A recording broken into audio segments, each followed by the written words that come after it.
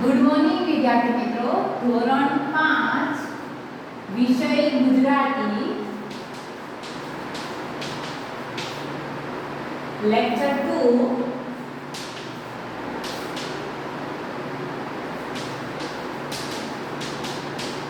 વિષયાંક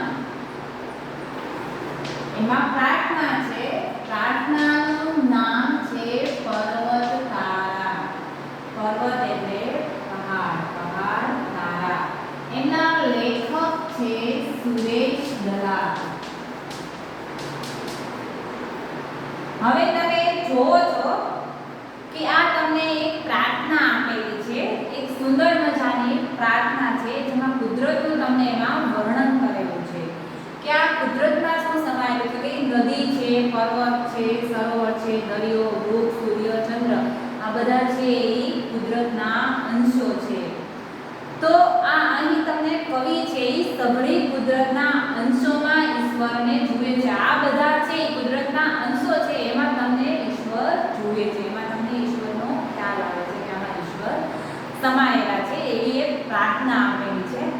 આપણે એને પહેલા રાગમાં બેસાડવા આપણે પ્રાર્થનાને પ્રયત્ન કરીએ, પછી આપણે એને સમજશું. તો પહેલા હું વાંચું છું. પર્વત તારા પહોળા ખભા સરોવર તારી આંખ, હે ઈશ્વર હું તને જોઉં છું ક્યાંક ક્યાંક ને ક્યાંક. દરિયો તારું દિલ વિશાળું, વૃક્ષો તારી વાત, મેઘ ધનુષ્યના રંગોમાં તું રમી રહ્યો રળિયા. તું તરણાનો તારણહારો, ઝરણાનો તું નાદ, ફૂલ ફૂલની રંગ સુગંધે તારી છે સોગાદ. સિંહ વાઘને કોયલ, બુલબુલ પતંગિયાને તમરા, સૂર્ય ચંદ્રને તારા આભે અહીં આલિયા ને ઉમરા. પછી છે રાડ ત્રાડને લાડની સાથે મોર પીંછનો સૂર, સંતા કુકડી રમતો રમતો રહે નજીકને દૂર. અજવાળાના કાંઠા વચ્ચે અંધારાની નદી વહે, એમાં મારી હોડીને આ કોણ હંકારે તું જ કહે. આ તમને સરસ મજાની પ્રાર્થના આપેલી છે જેને આપણે સમજશું. તમને આ ચિત્ર દેખાય છે, એમાં તમને પહાડો વચ્ચેથી સૂર્ય ઉગતો દેખાય છે, ઝાડવાઓ છે સરસ, પક્ષીઓ ઝાડવા ઉપર બેઠા છે અને નૌકા પણ કરી રહી છે. એવું સરસ મજાનું એકદમ ચિત્ર છે. હવે આપણે એને સમજશું આ પ્રાર્થનાને કે પર્વત તારા પહોળા ખભા. શું કહે છે કે હે ઈશ્વર, આ પર્વતો છે એ તારા વિશાળ ખભા છે, એટલે કે પહોળા બહુ મોટા ખભા છે. અને સરોવર તારી આંખ, આ સરોવરો છે, આ તળાવો છે એ પણ તારી આંખ છે. હે ઈશ્વર હું તને જોઉં છું ક્યાંક ક્યાંક ને ક્યાંક. શું કહે છે? હે ઈશ્વર હું તને બધે જ જોઉં છું, આ બધામાં તું મને દેખાય છો, ક્યાંક ક્યાંક અને ક્યાંક, આ બધામાં હું તને ક્યાંક ક્યાંક ને જોઉં છું. પછી છે દરિયો તારું દિલ વિશાળું. શું કહે છે? દરિયાને શું કહે છે?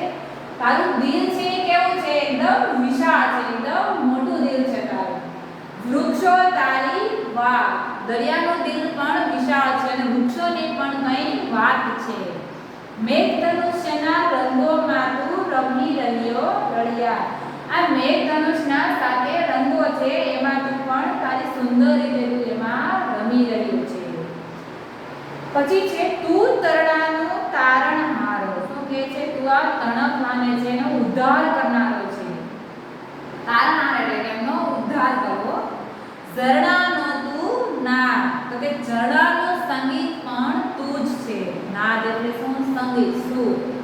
એ ઝરણાનું સંગીત પણ તું જ છે. ફૂલ ફૂલની રંગે સુગંધે તારી છે સોગાદ, આ બધા ફૂલોના રંગો એમની અને એમની સુગંધ પણ તારી જ ભેટ છે. દરેક ફૂલ અલગ અલગ હોય, દરેક ફૂલમાં અલગ અલગ સુગંધ આવતી હોય, તો એ પણ કોની ભેટ છે? તો કે કુદરતની ભેટ છે. આપણાથી કઈ થઈ શકે નહીં. આપણે કહીએ કે આપણે આ ફૂલમાં આવી સ્મેલ જોઈએ છે, પેલામાં આમ આપણે કરવું છે, તો એ આપણાથી કઈ થાય નહીં, એ કુદરતનો એક ભાગ છે. પછી છે સિંહ વાઘને કોયલ બુલબુલ પતંગિયાને તમરા. તો કે શું કહે છે? આ સિંહ વાઘ અને કોયલ પણ તમારા છે ને બુલબુલ પતંગિયાને તમરા પણ તમારા છે. સૂર્ય ચંદ્રને તારા આપે. તો કે આ સૂર્ય ચંદ્રને તારા પણ આપને પણ ઈ પણ તમારું છે. અહીં આગિયા લે ભમરા. તો કે આ બધાય સ્વરૂપો છે ઈ તમારા છે. આમાં આપણું કંઈ છે નહીં. પછી છે રાડ તાડને લાડની સાથે મોર પીછનો સૂર. તો શું કહે છે? રાડ અને ત્રાડ છે તેમજ લાડની સાથે મોરના ટંકાર રૂપે વગેરેનું સંગીત સંભળાય છે. સંતા કુકડી રમતો રમતો રહે નજીકને દૂર. અમારી સાથે જો એ સંતા કુકડી રમે છે તો પણ તે ઘડીકમાં દૂર અને ઘડીકમાં પણ નજીક હોય છે. અજવાળાના કાંઠા વચ્ચે અંધારાની નદી વહે છે. શું કહે છે? અજવાળાનો કાંઠો એટલે કે સુખના બે કાંઠા વચ્ચે અંધારાની નદી વહે છે. કે સુખના બે કાંઠા વચ્ચે દુઃખની નદી વહે છે. અંધારાની એટલે કેવી? દુઃખની નદી વહી રહી છે. એમાં મારી હોડીને કોણ હંકારે? તું જ કહે. શું કહે છે? એમાં મારી આ નૌકાને નાવડીને કોણ હંકારે? હે ઈશ્વર તું જ કહે. કે આ તારા વિના કંઈ પણ શક્ય નથી. આ એક સુંદર મજાની પ્રાર્થના હતી કે જેનો તમને સાર પણ બહુ સરસ છે કે તમને આવું કુદરતના અંશો વિશે સમજાવવામાં આવેલું છે. હવે પછી આપણે જોવાનું છે શબ્દ સમજૂતી. તો આ શબ્દ સમજૂતી છે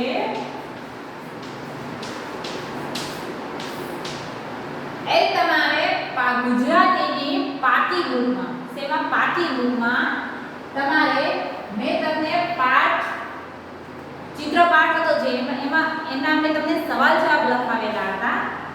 એ છે એ પેજ પૂર્ણ થઈ જાય પછી નવા પેજે તમારે પાઠ નંબર 2 પર્વત તારા કરી એમની નીચે એમની શબ્દ સમજૂતી છે એ તમારે તમારા ઘરે લખવાની છે. બરાબર? આ તમારું હોમવર્ક છે. એમાં તમને આ શબ્દો આપેલા છે તો કે ખભા, સરોવર, વિશાળુ, રળિયા, તરણું, નાદ, સોગાદ, આજ્ઞા અને ત્રાડ. આટલા શબ્દો છે એ તમારે તમારી પાકી બુકમાં સારા અક્ષરે વ્યવસ્થિત લખવાના છે. અને જે પણ કંઈ પણ લખો પાઠ વાઇઝ પાઠના ક્રમ આપવાનો કે પાઠ 1 હોય તો 1, પાઠ 2 હોય તો પાઠ 2 એવી રીતે. બરાબર? સારા અક્ષરે તમારે લખવાનું છે. પછી જ્યારે જોવામાં આવે ત્યારે હવે પછીનું છે ભાષા સજ્જતા. તો કે ભાષા સજ્જતામાં છે તમારે શબ્દોના ઉચ્ચાર છે તમારે સમજવાના છે. તો એમાં તમને આપેલું છે કે ઉચ્ચાર વિષયક સજ્જતા સ અને શ. આપણે જોઈએ એના વિશે ભાષા સજ્જતા. હવે એમાં ઉચ્ચાર વિષયક બધાના ઉચ્ચાર છે એ અલગ અલગ થાય છે એ આપણે સમજાવવાનું છે. તમે થોડું ઘણું સમજવાનું છે. તો છે કે સ અને શ વિશે તમે અહીંયા જોવો છો સ અને શ. શ એટલે સસલાનો સ, શ એટલે શરણાઈનો શ. એ બંને વચ્ચે અર્થભેદ શું છે એ આપણે સમજવાનો છે. તો હવે તમે પુસ્તકમાં જુઓ આપણે ઘણીવાર સને બદલે શ શું કહે છે? ઘણીવાર આપણે એવો શબ્દનો યુઝ કરતા હોય છે કે જ્યાં સ શબ્દનો પ્રયોગ થતો હોય તો ત્યાં આપણે શ વાપરીએ છીએ અને શ શબ્દનો પ્રયોગ થતો હોય ત્યાં આપણે સ વાપરીએ છીએ. તો આ ઉચ્ચારથી શબ્દનો અર્થ બદલાઈ જાય છે એ આપણે સમજીએ. તો પહેલું છે એમાં લખેલું છે કે સર. આપણે સ અને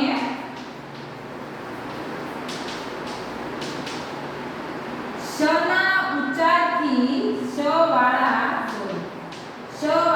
શબ્દોના અર્થભેદ.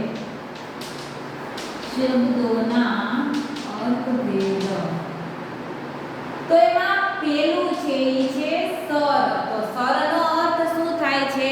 સરોવર થાય છે. શું થાય છે? સરોવર થાય છે. અને શર આપેલું છે એનો અર્થ શું થાય છે? તો કે બાણ થાય છે. સર એટલે સરોવર અને શર એટલે બાણ. આ બંને વચ્ચેનો અર્થભેદ છે.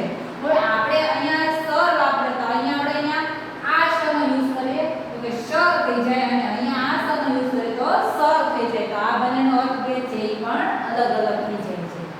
હવે પછીનું છે સાર. સાર તો સારનો અર્થ શું થાય? કસ થાય. અને સારનો અર્થ શું થાય? છિદ્ર થાય. સાર એટલે શું થાય? છિદ્ર. બરાબર. પછીનું છે સત. કે સત એટલે સત્ય. સત્ય. બીજું છે સત એટલે સો. સો કઈ ના પડે એકલો ને બે મીંડા સો. આ સત એટલે સો થાય અને સત એટલે સત્ય એટલે કે સાચું થાય. પછી છે સુર. સુર એટલે શું થાય? તો કે અવાજ થાય. અને શુર એટલે શું થાય? તો કે શૌર્ય થાય. શુર એટલે શૌર્ય. આ સુર એટલે અવાજ. હવે અહીંયા તમે શુર વાપરો તો એનો અર્થ અહીંયાથી ફરી જાય. પછી છે કેસ. તો કેસ એટલે છે મુકદ્દમ અને કેશ એટલે વાળ. શું છે? એક કેસ એટલે મુકદ્દમ અને કેશ એટલે વાળ. પછીનું છે પાસ. પાસ એટલે ઉત્તીર્ણ. અને બધા પરીક્ષામાં પાસ થાવ એને શું કહેવાય? પાસ. એનો અર્થ શું થાય? તો કે ઉત્તીર્ણ. પછી છે પાસ. એનો અર્થ શું થાય? પાસો. આમ બંનેના અર્થભેદ અલગ અલગ છે. બરાબર. હવે છે એની પછીનું કૌંસમાંથી યોગ્ય અક્ષર પસંદ કરી ખાલી જગ્યા પૂરો. હવે આપણે ખાલી જગ્યા જોવાની છે જે તમારે છે પુસ્તકમાં જ પૂર્ણ કરવાની છે. અને બુકમાં તમને જે શબ્દ સમજૂતી આપેલી છે એ જ તમારે બુકમાં કરવાની છે. તમારે તેમાં હોમવર્કમાં કરવાની છે. આ તમારું એ હોમવર્ક છે. હવે ખાલી જગ્યા છે એ તમારે પુસ્તકમાં જ પૂર્ણ કરવાની છે. તો હું અહીંયા બોર્ડ ઉપર કરાવું એવી રીતે તમારે કરવાની છે. હવે એમાં તમને આપેલું છે કે કૌંસમાંથી યોગ્ય અક્ષર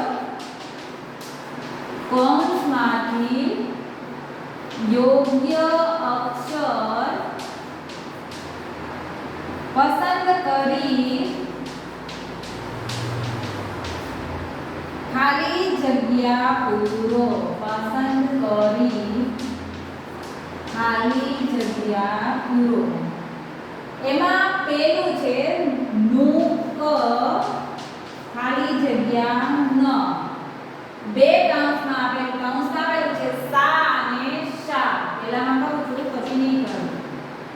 સા અને શા.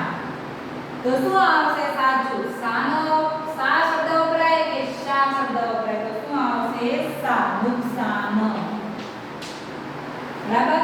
હવે એવી જ રીતે એની નીચે ખાલી જગ્યા વણ. તો શું આવશે? શિવણ આવશે કે શિવણ આવશે? તો કે શું આવે? સસલાનો સ લાગે તો કે શિવણ. લખો જવાબમાં શિવણ. બધાય મારી સાથે લખવાનું છે. પછીનું છે ખાલી જગ્યા રોવર. તો શું આવે ખાલી જગ્યામાં? શનો યુઝ થાય કે સનો યુઝ થાય? તો એમાં છે કે સરોવર. તો શું આવશે ખાલી જગ્યામાં? સ આવશે સરોવર. પછી છે રિસેસ. રી ખાલી જગ્યા સ. તો શેનો ઉપયોગ થશે? શેનો. તો લખો અહીંયા રી ખાલી જગ્યા સ અને ખાલી જગ્યામાં આવશે સે. હવે પછીનું છે સમસ્યા. ખાલી જગ્યા યા. તો શા આવે કે સ્યા આવે? તો કે સમસ્યા. સ્યા. તો ખાલી જગ્યામાં લખો સમસ્યા. પછીનું છે ખાલી જગ્યા કાર. તો કે શિકાર આવે કે શિકાર આવે? તો કે શિકાર. સોરી શિકાર. શરણાઈનો શ શિકાર પછીનું છે શાબાશી શું આવે શાબાશી બા અને સી આપેલા છે આગળની ખાલી જગ્યામાં શું ઉમેરાશે શા શાબાશી પછીનું છે વી ખાલી જગ્યા શ તો શે આવશે કે પેલો શે આવશે ષટ્કોણનો શે આવે કે શરણાઈનો શે આવે તો એમાં શું આવશે શરણાઈનો શ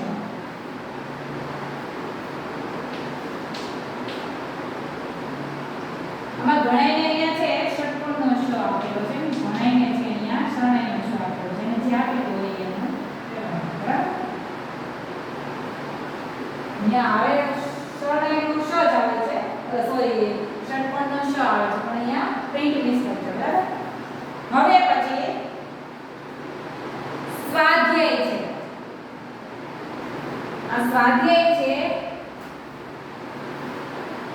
એ તમને તમે શબ્દ સમજૂતી લખશો એની નીચે તમારે લખવાનું છે બરાબર તો હવે આપણી સ્વાધ્યાય છે અત્યારે આપણે એને સમજી લઈએ પહેલા કે પ્રશ્ન 1 છે નીચેના દરેક પ્રશ્નનો ઉત્તર એક એક વાક્યમાં લખો તો એ તમારે અત્યારે રફબુક પહેલા લઈ લો રફબુકમાં તમારે હું તમને લખાવું એ રીતે લખી લેજો અને પછી તમારે સારા અક્ષરે વ્યવસ્થિત પાકી બુકમાં લખવાના છે આ 5 સવાલ જવાબ છે એ તમારે વ્યવસ્થિત શબ્દ સમજૂતી લખાઈ જાય પછી તમારે સ્વાધ્યાય એવી રીતે હેડિંગ મારવાનું છે હું તમને બતાવી દઉં અહીંયા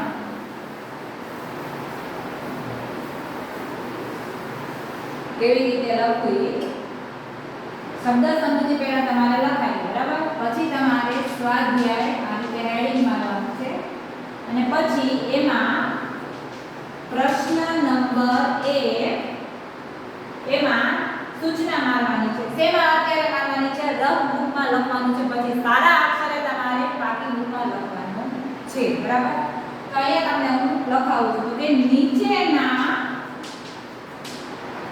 દરેક પ્રશ્નનો ઉત્તર નીચેના દરેક પ્રશ્નનો ઉત્તર એક એક વાક્યમાં લખો ઉત્તર એક એક વાક્યમાં લખો હવે એમાં પહેલું છે કવિ પ્રકૃતિમાં કોના દર્શન કરે છે પહેલું કવિ મારી સાથે લખવાનું છે પ્રકૃતિમાં કોના દર્શન કરે છે તો જવાબમાં આવશે કવિ પ્રકૃતિમાં ઈશ્વરના દર્શન કરે છે પ્રકૃતિમાં ઈશ્વરના દર્શન કરે છે અત્યારે તમારે આ રીતે લખવાનું છે અને આ જે રફબુકમાં જે રીતે લખો એવી જ રીતે ફરીવાર પાકી બુકમાં તમારે લખવાનું છે હવે તમારે બીજું જોવાનું છે કે કવિ કોને ભગવાનની આંખ ગણે છે કવિ કોને ભગવાનની આંખ ગણે છે તો એનો જવાબ છે શું લખવાનું છે કવિ કોને ભગવાનની આંખ ગણે છે તો કે સરોવરને કોને સરોવરને તો લખો કવિ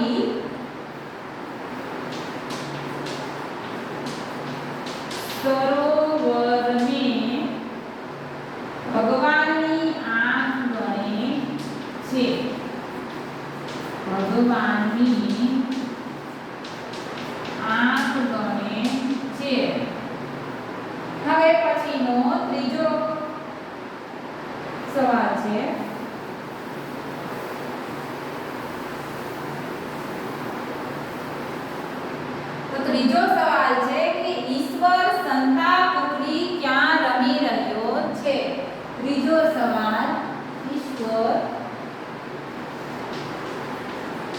સંતા કુકડી ક્યાં રમી રહ્યો છે? ક્યાં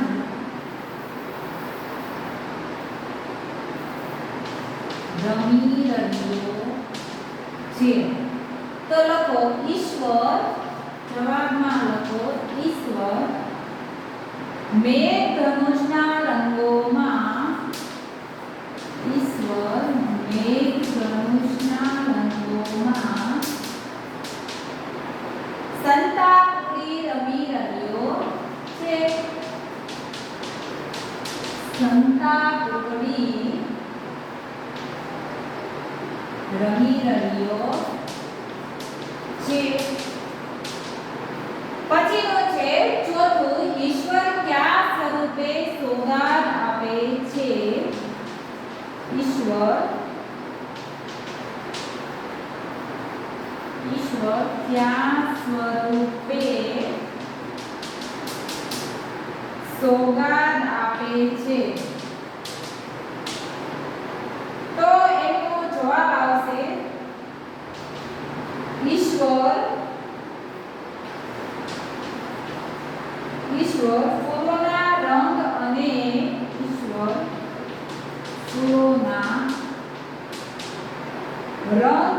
તેમની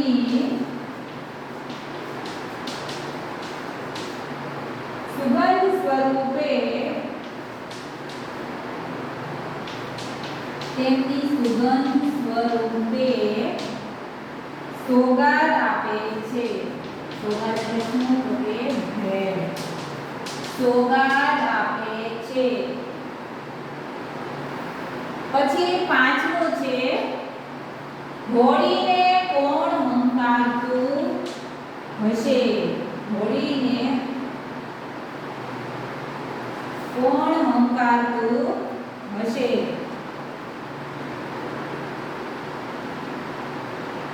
હોળીને કોણ હંકારતું હશે? હોળીને કોણ હંકારતું હશે? તો જવાબમાં આવશે ઈશ્વર. કોણ હશે? હોળીને ઈશ્વર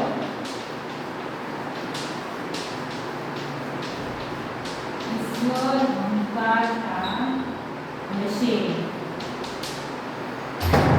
અહીંયા તમારે આ 5 સવાલ જવાબ છે એ પૂર્ણ થાય છે. તો હવે તમારે છે પ્રશ્ન નંબર 2 છે, નીચેની પંક્તિ સમજાવો. હવે પછીના આવતા લેક્ચરમાં આપણે જોઈશું. બરાબર, અહીંયા અત્યારે અહીં સુધી પૂર્ણ.